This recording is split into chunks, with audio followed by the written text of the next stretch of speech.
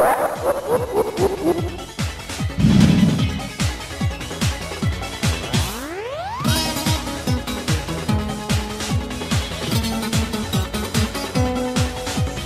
there's a series out there I've always admired for its design, it has to be Kirby. Not because the mechanics almost everyone associates with the character are solid, accessible, and easy to understand, but because the games don't have to be limited to that formula.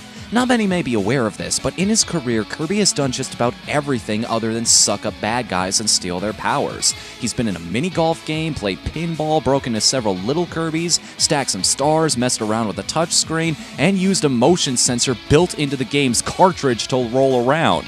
Yeah, that last one actually exists. Now, the reason I find this fascinating is that, let's be honest, if Nintendo did things this drastic with any other IP in their book, fans would flip out. How dare you put Link in anything other than an adventure game? What were you thinking making Star Fox an on-foot experience? Shame on you for designing the first Luigi game as anything other than a 3D platformer. And for making a Luigi game, period. So why are people so forgiving of Kirby? Well, number one, they've been making spin-off games for the guy since 1993, a mere year after the original Dreamland, I might add. And number two, it ties back to the character's origin. Kirby was never meant to be a thing in the beginning. Masahiro Sakurai drew a blob with eyes and a mouth as a placeholder character, meant to be pushed aside for something better later on. Ironic then that the team fell in love with their little blob. The design was simple, cute, and above all, universal. All it needed to become the Kirby of today was arms and feet. And number three, it's thematic. As we've discussed, Kirby's greatest talent is taking on whatever form he needs to for the task at hand. The character himself is about adaptability, meaning he can survive and thrive in whatever environment you put him in, which is why he works so well in games that have nothing to do with his roots. The appeal of Kirby is that, like the character, his games can be whatever you want them to be. Of course, this holds true for his challenges as well.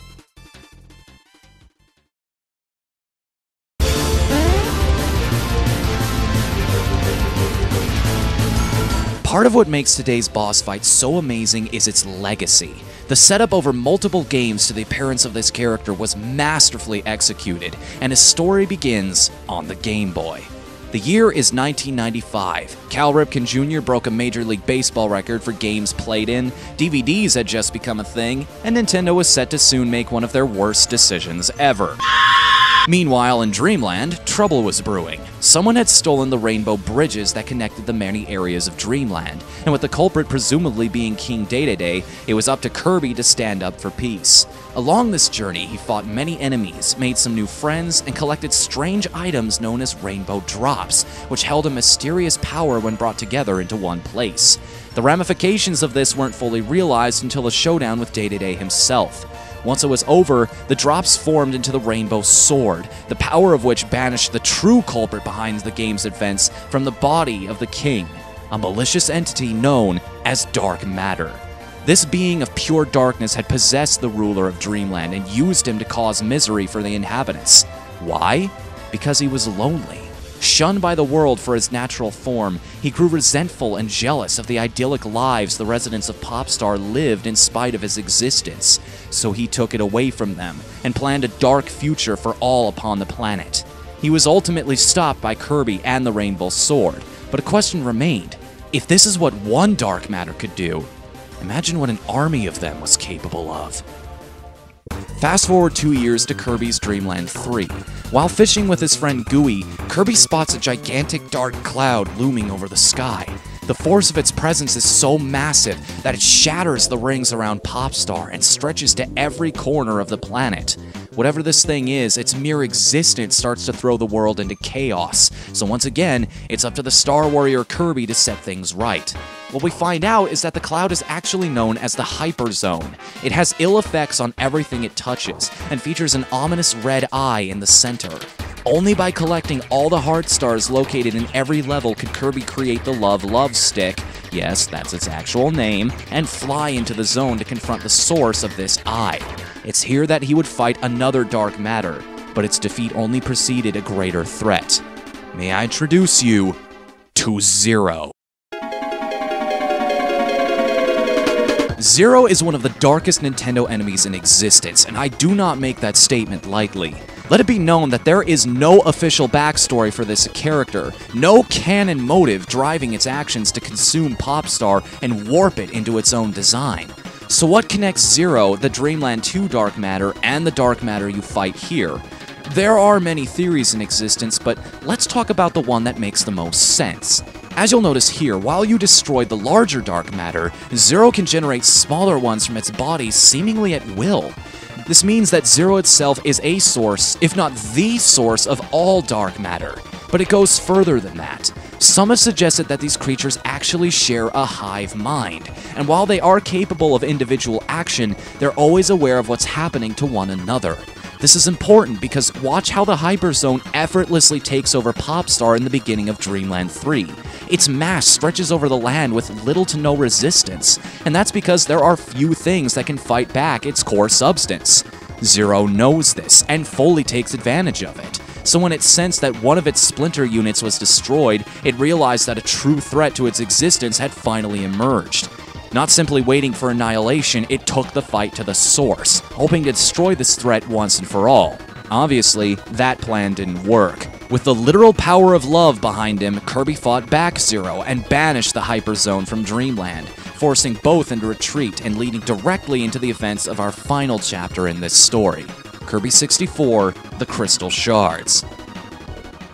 Badly hurt and in desperate need of recuperation, Zero panicked and ordered the dark matter to take over the neighboring planet of Ripple Star. This was a dangerous gambit because the planet was actually home to a mighty crystal capable of destroying his kind for good.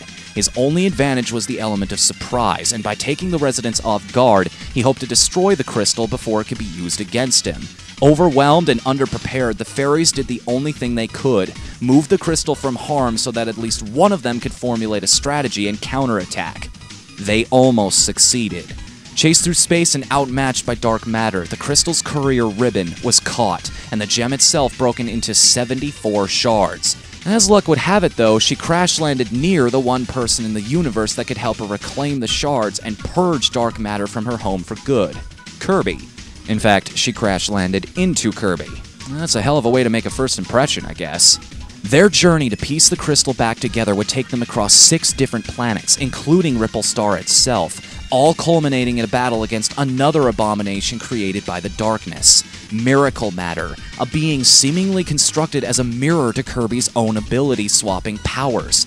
In series tradition, though, collecting all of the special items throughout the game, in this case the shards, extended the battle beyond the final boss. Now complete, the crystal turned its powers on the Fairy Queen, who was secretly possessed by Zero itself. With nowhere left to run, the being fled into Ripple Star's atmosphere and became the planet known as Dark Star. It was here that Kirby would finally face the truest, purest form of the darkness, and our first ever entry into Friday Night boss fights, the legendary 02.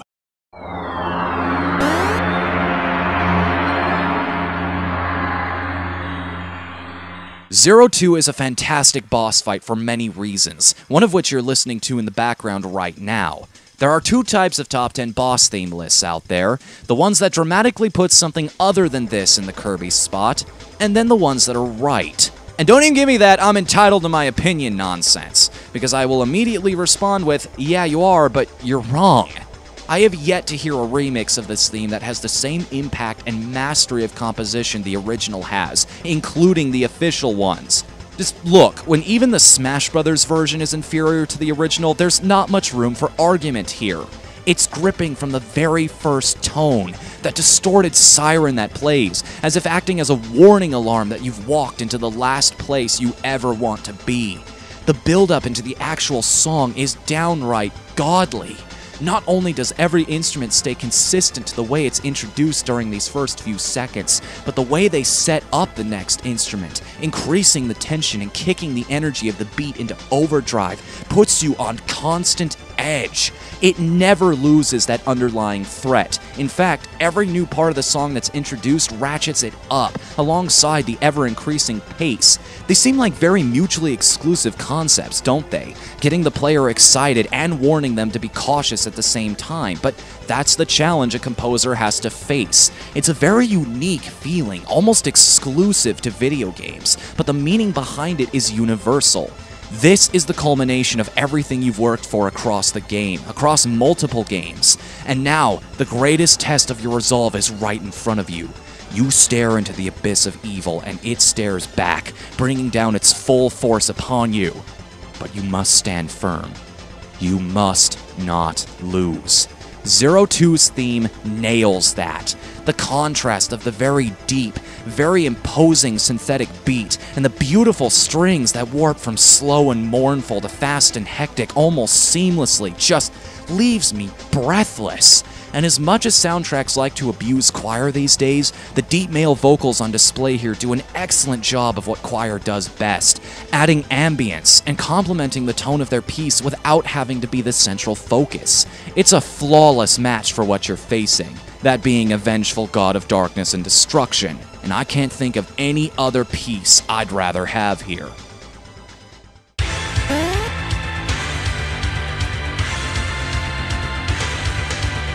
Yeah, did I mention you're flying in this fight? And what's that you're using to damage the boss? Yep, turns out all those collectibles you picked up over the course of the game have now become the light in your darkest moment. This is something I believe games should do more. Make the random crap you pick up during the journey provide something better than an achievement and a shiny to look at in your inventory. Make it serve a purpose. There's a reason this game is named after these things. They're the whole focus. Admittedly, Dreamland 2 and 3 did this as well, but never was it on this level. Remember, the main draw of Kirby 64 was that you could combine powers together to create new and better ones. Here, two of your journey's constants come together to help you fight Zero Two, your little winged companion, and the crystal itself, forming a weapon officially known as Ribbon's Shard Gun. Ribbon provides you with the ability to fly around Zero Two in a spherical pattern, not only allowing you to freely target his multiple vulnerable spots, but also rendering this fight mechanically unique from anything else in the game. The crystal part allows you to fire the shards you've been collecting as projectiles, so hard they make the boss bleed. In a Kirby game! Blood has always been a huge part of what makes Zero stand out from the other foes the hungry pink marshmallow has faced over the years, but how? Nintendo is infamous for their insistence on taking out any content, no matter how trivial, from their games that they think would offend American audiences. And Dreamland 3 has a boss whose eye graphically bursts from its face and then chases after you on the SNES. Masahiro Sakurai must have pulled some serious strings to make this happen, and the fight is all the more awesome for it. Oh, and did I mention you can't escape from this fight? On any other stage, you have an option in your pause menu called Try Again, which lets you leave the stage and return later once you get your bearings. Not here. Try Again has now been replaced with Tough It Out, which when selected has the same effect as unpausing. It's a small but fantastically brilliant touch, as if directly saying that there's no backing down from this. Zero Two makes you fight on his terms, not yours. Once you're done bleeding him dry, fly upwards to the top of his head, where you'll find a halo and a bandage, presumably to cover up the wound he suffered last time. Fire a few more shots to destroy the halo, and now you have two options. You can either go down to the opposite end of the boss and start shooting his weak point, dodging the poison clouds it emits on the way, or you can hang around his front for a while and shoot off his wings. Again, the question must be asked, why? It serves no purpose. It does no damage, it doesn't slow him down, make him weaker, or reduce the shots you need to stun him. It's just for show. After everything this guy has gone through, do you honestly need to torture Zero any longer? Just let him die. Don't draw it out and make it as painful as possible. A good player can finish this battle in about 2 cycles, upon which Zero is finally defeated for good. The remaining mass of dark matter explodes, and the galaxy is safe once more. But that's not technically the end of this story. Such is the influence of dark matter that the ramifications of Zero's presence would haunt the series for many, many games. Dark Nebula, the final boss of Kirby's Squeak Squad, is confirmed to be a shard of dark matter that was locked in a chest and later unleashed by accident by DeRoach. Indeed, one of Zero's strangest decisions was to give dark matter the capacity for individual thought.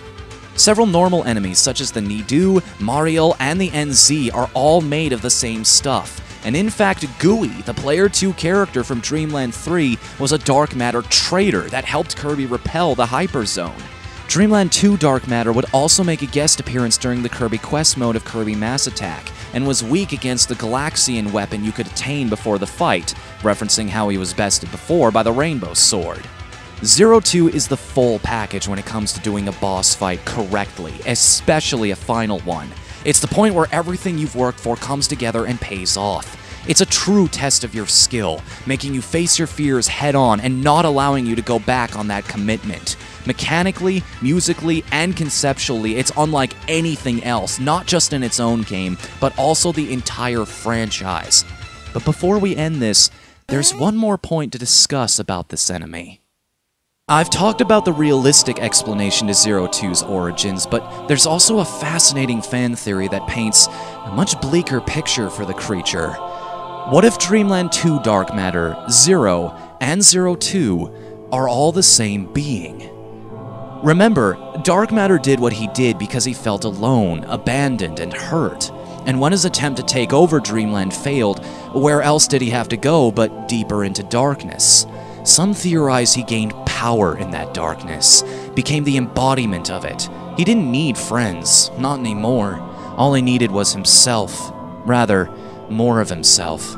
And thus he tried again, not to rule Dreamland, but to recreate this ugly, hateful, uninclusive world in his own image. He brought all of his pain onto the land, but was once again thwarted by its greatest champion. Broken, beaten, and with nowhere left to go, Zero cracked. The weight of his constant agony became too much to bear, and in self-defense, he shut down. No more negative feelings, no more pain, but at what cost? Now he had completely lost the ability to ever feel the joy he so desperately wanted and fought so long to have.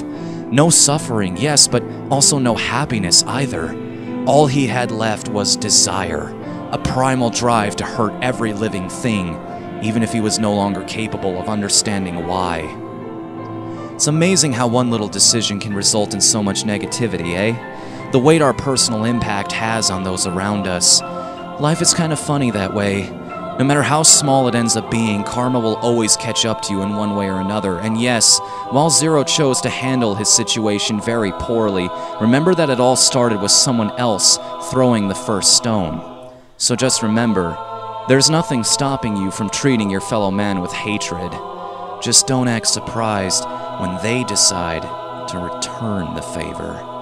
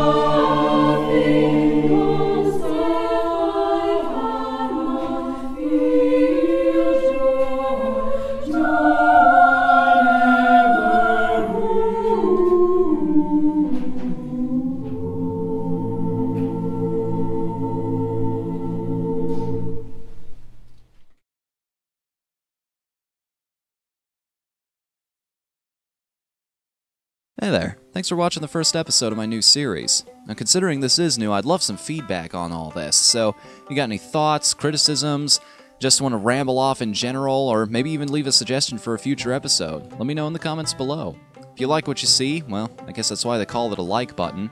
And if for some reason you want to see more of my madness, I hear YouTube is offering this revolutionary new service, where you get notified anytime I upload a new one of these. I believe they call it a subscription model. Fascinating.